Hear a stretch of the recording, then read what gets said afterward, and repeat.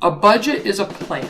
The balance on that is about $13,100. Seriously, take you like 10 minutes or less to do. In every month that we go into, we create a monthly budget, the two of us. And actually, my wife has a channel that she has, much bigger than mine, obviously. And we go together and build the budget while recording it, just to kind of encourage people to budget and show that budgeting doesn't have to be that scary. So I will put a link to that in this video so that you can go and look at that if you want to see greater details in the process that we go through in creating our budget. This video is going to be a lot more condensed, I would say. I'm not going to necessarily go through every reasoning for every line item in our budget. So one thing I want to let you know before I get started is that we keep our income private. There are some things that we do not share on the internet. One of them is our exact location, obviously, and another one is our income. And it's mostly because we don't have to share everything on the internet, and we do like to retain some privacy. So while this is a channel about my personal finances, there are certain lines that my wife and I are not willing to cross. And so that'll be one of them. So I won't be able to share with you our income, but I can share with you all of our expenses. And I can also share with you, before we get into this, that every month we always try to leave extra money at the end of the month to cover any unforeseen things in our line items that maybe we went over in. And that can be anywhere from $50 to $200. Just depends on the month and the number of expenses that we have. But we always try to leave a little bit of money left over so that we can cover that. All right, so let's go ahead and get into November's budget. So the first thing is the category for housing. In housing, we have a mortgage of $781.60. When we first got into this house, which is about 5 years ago, it was about $718 a month. That does include an escrow, so that includes insurance and taxes. So over that period of time, the mortgage has gone up. So if you haven't bought a house yet, keep that in mind, that the number that you commit to at the beginning is not necessarily going to always stay that number. As property taxes increase or as insurance companies adjust their premiums, your mortgage will likely go up. So in the span of 5 years, our mortgage has roughly gone up about $60. So just keep that in mind. Now, you might be thinking, how in the world would you get it so cheap? Maybe we can talk about that in a future episode. But one thing that we did was we bought a fixer-upper. We bought probably one of the roughest houses on the street, and they were willing to get rid of it quickly. I mean, it literally had a hole in the roof. And there was like a little indoor water feature, not really, a water feature we wanted to repair immediately. So things like that did get us the house on the cheap. Water bill for this month is going to be $149 or so. And there's a whole story to that. Again, you can watch the budgeting videos that my wife has on her channel where we do go into some detail about that. But just a quick summary. The local township did not manage their water lines very well, and so the state came down and started demanding that they needed to make the updates, and so they spent a ton of money to do that and passed off the whole bill onto all of the residents. So our water bill, if we use no water whatsoever, it's still going to be $100 a month. Just for the privilege of being hooked up to the water lines in our village here.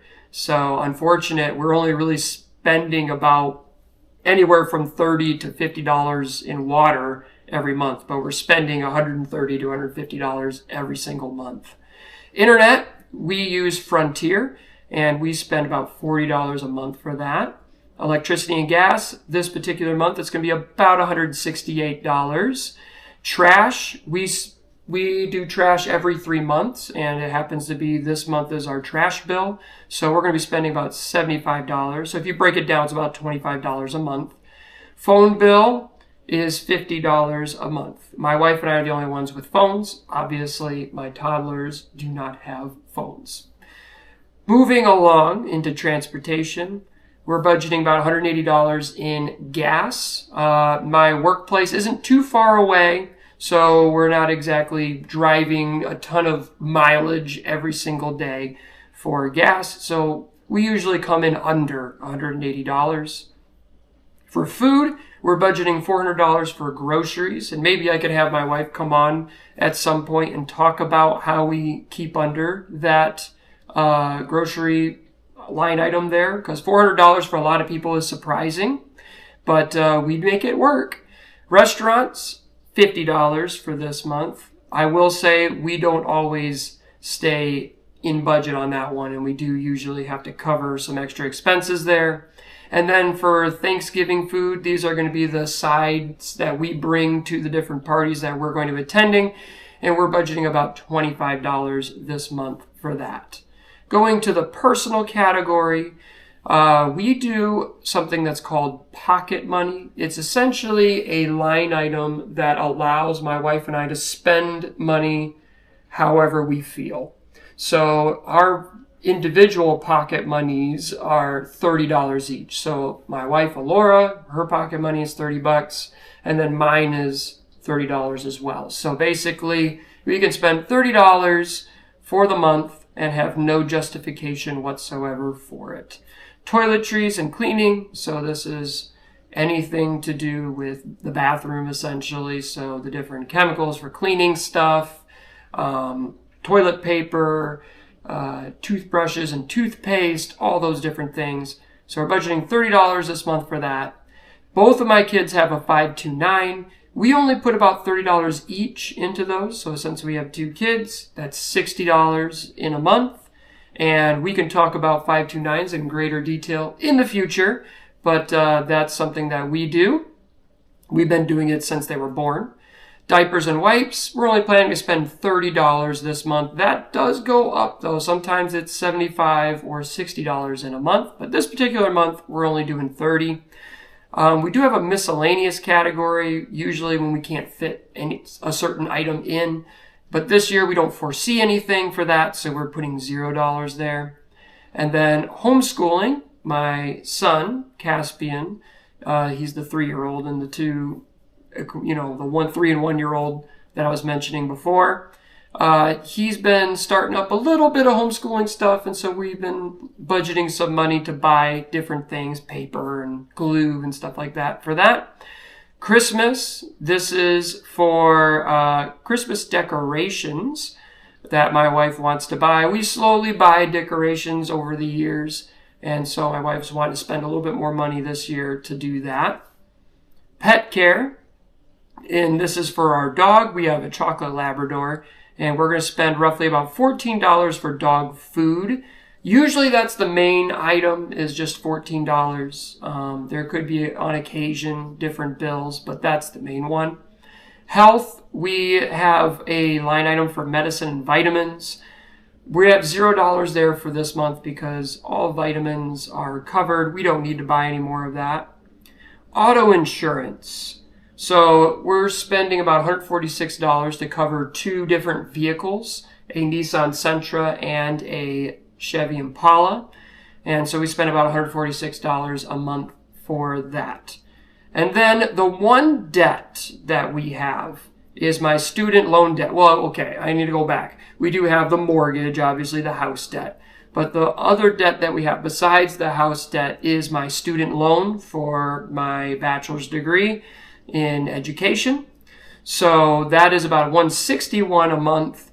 And right now, the balance on that is about $13,100. So going up to the savings category. In the savings category, we have an emergency fund, and that is $1,000 right now. And we are going to put $0 into that for right now because the emergency fund does not need to be replenished. It's just going to stay at 1,000, so no need to add funds to that. I have a student loan debt savings fund. This is mostly just a tracker for me because I'm making extra payments on my student loan debt. So in addition to the $161, I am also paying $200 more. So about $361 total every month. And I've been doing that for a few months now, and I've spent about $1,000 extra so far. And then we have a Christmas presents saving category, and we've been saving about $30 a month to spend for our kids, for Christmas presents. We started that in October. We're doing it again in November, and then we're going to do it a third time in December. So a total of about $90 going to be spent between the two of them, so about $45 each. We figured they're still very young, so they don't need necessarily a ton of Christmas presents, and they don't necessarily need incredibly expensive ones yet.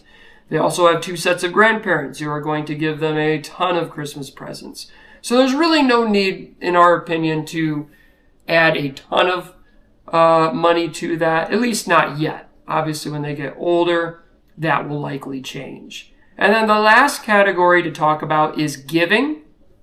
My wife and I do tithe about 10% of our income to the church that we attend. And that pretty much sums up all of the line items in our November budget. And like I said, we do have some leftover money in the budget to cover any situations where we go maybe a tad bit over in some of our categories. Because remember, a budget is a plan.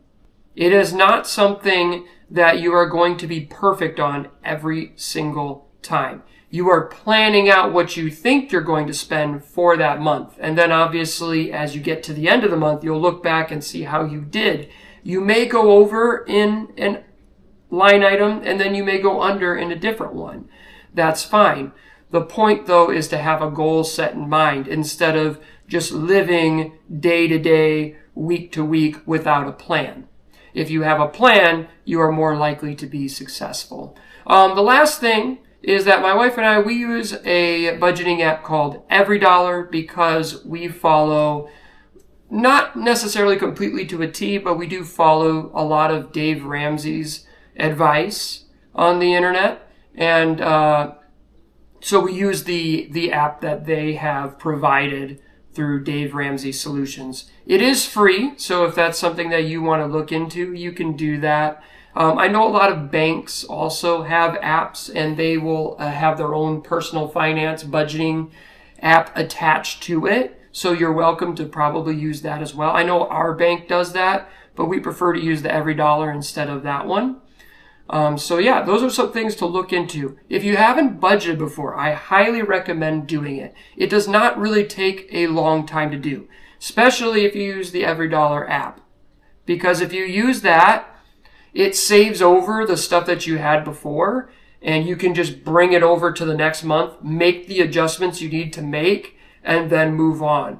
It would seriously take you like 10 minutes or less to do. Now, my wife and I on camera, it often takes us 15 minutes or longer to do, but that is because we are elaborating on our finances for people who are not in the know.